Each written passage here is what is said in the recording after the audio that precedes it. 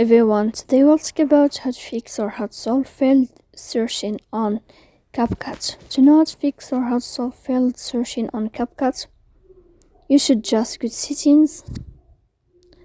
After that, you will enter to apps, default apps, app settings, and you can click. Here in this page, you will enter to CapCut. Here in this page of app info, you can click on first stop and you can click OK.